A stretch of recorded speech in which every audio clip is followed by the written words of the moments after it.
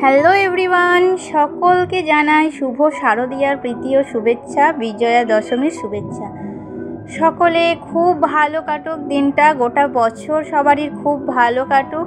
আর আমারও কিন্তু আজকের দিনটা বেশ মোটামুটি কেটেছে।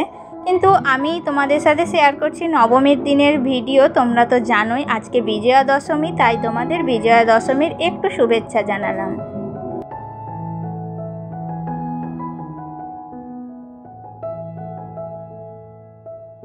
আসলে কালকে অষ্টমীতে দিদির শরীরটা খারাপ হয়, কালকে রাত্রের দিকে আর ঠাকুর তেমনটা দেখা হয়নি। আর রাত্রে কিন্তু ভোরের দিকে প্রচুর পরিমাণে বৃষ্টিও হয়েছিল, তাই সকালবেলা একটু রোদ করাতে নবমীর দিন দেখো আমি সব জামা কাপড় টুকটাক কিছু ছিল তো সেগুলো একটু কাচাকুচি করে তারপর ছাদের উপরে একটু রোদ হওয়ায় সেগুলো মেলে দিতে চলে এসেছি। আর তারপরে সংসারের টুকটাক কাজ সারবো। তারপরে আজকে প্ল্যান আছে বিকেলবেলা একটু ঘুরতে যাওয়ার। তো দেখা যাক এখন কত দূর কী করতে পারি, বলা তো যায় না। বিপদ যে কখন কার জীবনে নেমে আসে সেটা কিন্তু একটা আশ্চর্য ব্যাপার। তো এইভাবে আমাদের যে হঠাৎ করে একটা বিপদ চলে আসবে আমরা কিন্তু এক্সপেক্ট করিনি জানো। কারণ আমরা খুব আশা করেছিলাম বছরে 4টে দিন একটু আনন্দ আহ্লাদ করব, সকলে মিলে ঘুরবো ফিরবো আনন্দ করব। কিন্তু হঠাৎ করে শরীরটা খারাপ হওয়ায় আমাদের কিন্তু যাওয়া হয়নি। কারণ বাড়িতে ধরো একজন অসুস্থ মানুষকে ফেলে রেখে তো আর বেড়াতে যাওয়া যায় না, কিংবা বেড়াতে কিন্তু ভালোও লাগে না, তাই না? সবাই মিলে ঘুরতে যাওয়ার কিন্তু একটা আলাদা রকম মজা থাকে।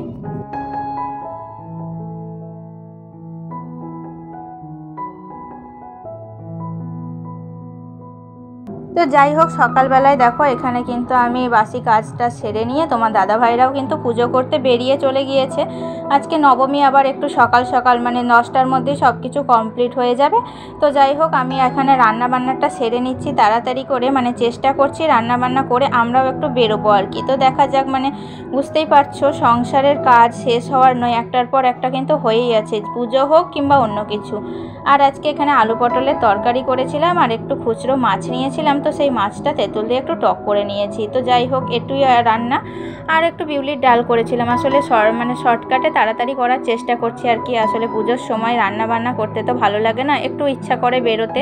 তো যাই হোক, দেখো রান্না বান্না প্রায় শেষের দিকেই বলতে পারো। তারপরে এবার বাসন কোসন মেজে নেব, আর রান্নার ওভেন থেকে গ্যাস ওভেন সব কিছুই কিন্তু আমি ভালো করে পরিষ্কার করে নেব। তো দেখো এখানে আলু পটলটাও আমি প্রেসার কুকারে দিয়ে দিয়েছিলাম। তো তারপরে কিন্তু রান্না বান্নাও কমপ্লিট হয়ে গিয়েছে। আর এখন আমি গ্যাসটাকে ভালো করে পরিষ্কার করে মুছে নিচ্ছি। আর দুপুরবেলায় আমাদের আর বেরোনো হয়নি জানো, কারণ প্রচুর পরিমাণে এখানে বৃষ্টি হয়ে গিয়েছিল, তাই আর বেরোতে পারিনি। একেবারে তোমাদের সাথে দেখা হবে সন্ধেবেলার ট্যুর। তো সন্ধেবেলায় আমরা একটু পাশের গ্রামের দিকে আর কি ঘুরতে গিয়েছিলাম।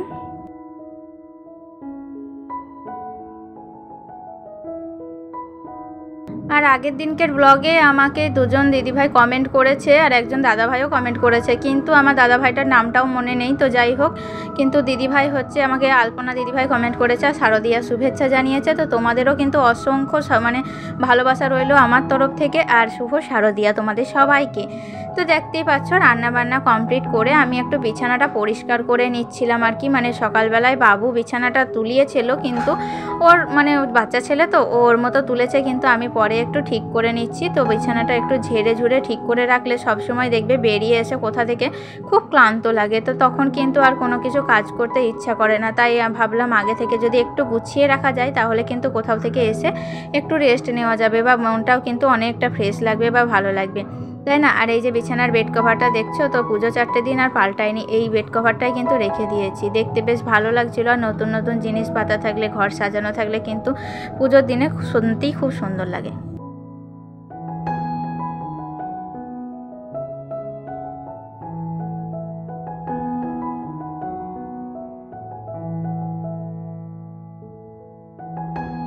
আর ফাইনালি চলে এসেছি, দেখো আমরা কিন্তু একেবারে সন্ধেবেলায় ঠাকুরের মণ্ডপে। তো ঠাকুর দেখতে পাচ্ছ, আর আমরা কিন্তু দেখো খুব সুন্দর করে সাজুগুজু করে নিয়েছি। আর এই যে শাড়িটা দেখতে পাচ্ছ, শাড়িটা না আমি কিন্তু বাবার বাড়ি থেকে নিয়েছিলাম, তোমরা তো আগেই দেখেছো। তো যাই হোক, আমাকে কেমন লাগছে কমেন্ট করে তোমরা জানিও। আর প্রচুর ভিড় হয়েছিল আজকে, রাস্তায় এত পরিমাণে টোটোর জাম হয়েছিল যে তোমরা না দেখলে বিশ্বাস করবে না। আর আমি সেরকম কোনো ভিডিও শ্যুট করিনি, এত ভিড় হয়েছিল। আজকে শেষ দিন তো তো বাড়িতে না কেউই ছিল না। আমার মনে হয় বাড়ি থেকে সকলে যে যেখানে ছিল সবাই বেরিয়ে পড়েছিল, তো রাস্তায় প্রচুর ভিড় হয়েছিল, মানে একবারে আধ ঘন্টা 1 ঘন্টা আমরা কিন্তু রাস্তায় আটকে ছিলাম। হ্যাঁ, তো যাই হোক দেখো আমরা কিন্তু এখানে ঠাকুর দেখার পর একটু ছবি টবি তুলে নিয়েছি। আর আমরা একটু বিকেলই বেরিয়েছিলাম, কারণ বাড়ি গিয়ে তোমার দাদা ভাইয়ের আবার আরতি আছে, তাই কিন্তু তাড়াতাড়ি একটু বেরিয়েছিলাম। আর এই যে এখানে সামনে একটু মেলাও বসেছে, তাই একটু মেলাটাও ঘুরবো ভাবছি। তো চলো এখন যাওয়া যাক মেলার দিকে। আর এই যে দেখতে পাচ্ছ মেন রোডের ওপরে ঠাকুরটা হয় না, আরও কিন্তু এখানটা ভিড় হয়েছে, চারপাশে বাস টোটো সব। এই যে এখন আমরা মেলার ভিতরে ঢুকে গিয়েছি। তো দেখো বাবু কিন্তু কিছু কেনাকাটার জন্য প্ল্যান করছে, ও এখন দেখুক, ওর জন্যই আসা আর কি। আসলে মেলা দেখতে ভালোবাসে, কেনাকাটা করবে পুজোর দিনে। আর কালকে আমরা বেরোতে পারিনি, তাই আজকে শেষ দিন একটু ঘুরে নিলাম আর কি। তো যাই হোক দেখো মেলার ভিতরে আস্তে আস্তে ঢুকতে শুরু করে দিয়েছি।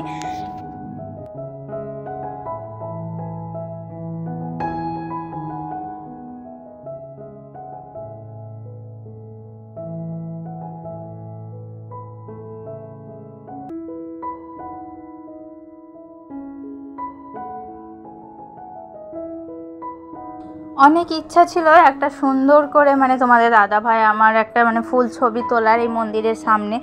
আসলে মন্দিরের গেটটা না আর মণ্ডপটা এত সুন্দর সাজিয়েছিল যে দেখেই এবারে খুবই ভালো লাগছিল। আসলে আমাদের গ্রামে ঘরের পুজো আর আসলে ঘরোয়া পুজো যেমন হয় তেমন আর কি। তো মানে বড় বড় জায়গায় তো আমাদের খুব একটা ঠাকুর দেখতে যাওয়া হয় না, তাই এখানেই ধরো যেমন একটা হয়েছিল, তো সেখানে কিন্তু সুন্দর করে ইচ্ছা ছিল সামনেই প্যান্ডেল এইটা মন্দিরটা যেটা করেছে আসলে প্যান্ডেলটা, তো তোমরা দেখতেই পাচ্ছ। তো কি বলবো মানে একটাও যে ক্যামেরাম্যান কেউ যে তুলে দেবে তো এরকম একটা লোক নাই। তো আমার বাবু চেষ্টা করেছিল, কিন্তু বাচ্চা ছেলে তো খুব একটা পারেনি, অন্য সময় পারে। তো যাই হোক কোনো কারণে হয়নি। তো তারপরে দেখো মানে নিজেরা একটু সেলফি তুলে নিয়েছিলাম। তারপরে এখানে কিন্তু খুব সুন্দর গরম গরম জিলিপি ভাসছিল, তাই একটু জিলিপিও কিনে নিয়েছি। আর কি বলো তো, এই যে দেখতে পাচ্ছ একটু পরেই কিন্তু সন্ধ্যা নেমে গেছে, আর যত সন্ধ্যা নামছে যত রাত্রি হচ্ছে ততই কিন্তু ভিড় উপচে পড়ছে। তো আমরা যখন এসেছিলাম তখন কিন্তু এতটাও ভিড় ছিল না। হ্যাঁ, তো এখন দেখো মানে প্রচুর পরিমাণে ভিড়, আর খুব সুন্দর লাগছিল কিন্তু রাত্রিবেলায় প্যান্ডেলটাকে দেখতেই খুব ভালো লাগছিল। তো আমরা যেমন আসলে আমাদের ঠাকুর দেখাও তেমনই আর কি, মধ্যবিত্ত সংসারে যেটা হয় আর কি। মানে আমরা ধরো বড় বড় জায়গাতে অতটা যেতেও পারি না, যাওয়ার কোনো মানে ইচ্ছাও থাকে না। আমাদের এই যে পরিবারের সাথে সময় কাটানো, প্যান্ডেলে ঘোরাঘুরি, এটুকুই আমাদের কাছে কেন্দ্রের।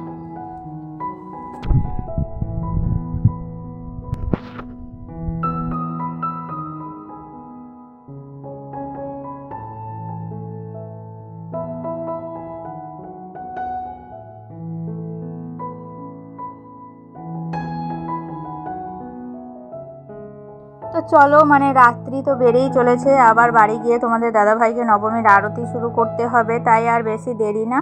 একটু ফুচকা একটু আইসক্রিম খাওয়া দাওয়া করে নিয়েছি। তো এবার কিন্তু আমরা বাড়ি ফিরবো। তো দেখা যাক মানে টোটো কোথায় দাঁড়িয়ে আছে।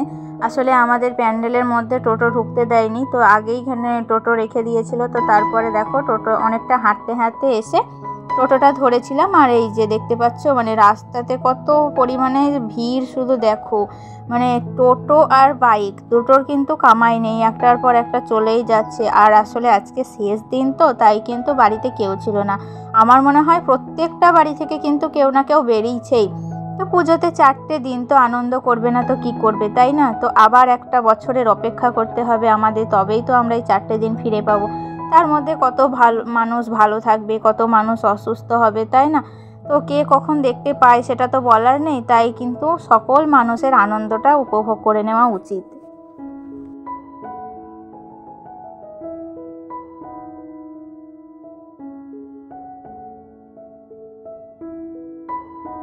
আর তারপরেই দেখো আমরা এখন চলে এসেছি মানে বাড়ি ফেরার পথে আরও 2টো ঠাকুরের মণ্ডপ ছিল, তো এখানে কিন্তু একটু ফাংশানও হচ্ছিল। তো আমরা টোটোটা পাশে একটু সাইড করে তারপর নেমে পড়েছিলাম। তো দেখো মানে এখানেও কিন্তু প্রচুর পরিমাণে ভিড়, মানে যেখানেই যাচ্ছি সেখানেই কিন্তু আজকে ভিড়ে ছড়াছড়ি। আর তার মধ্যে বেশ কিছু চেনা জানা মানুষের সাথেও দেখা হয়ে গিয়েছিল, তো তাদের সাথে একটু গল্প গুজব করলাম।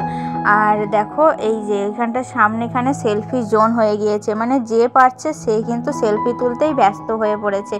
তো ঠাকুর তো দেখা দূরে থাক, মানে ছবি তোলাটাই এখন আসল মেন ফ্যাক্ট হয়ে দাঁড়িয়েছে।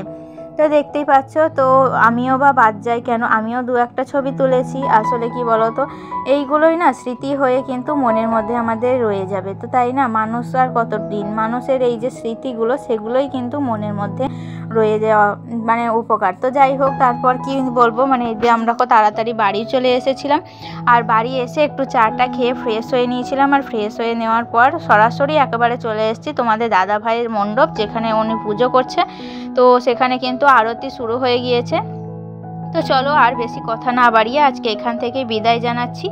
আর তোমরা আশা করি মানে আমার ভিডিওটি যদি ভালো লেগে থাকে তাহলে অবশ্যই লাইক, কমেন্ট এবং শেয়ার করে দেবে। আর অবশ্যই আমার পাশে থাকবে। তো চলো টাটা, আজকের মতো দেখা হচ্ছে নেক্সট ব্লগে। আর পরবর্তী যেটুকু তোমাদের জন্য আরতি একটু রেখে গেলাম অরিজিনাল সাউন্ডে, তোমরা শুনে নিও, ভালো লাগলে লাইক করো।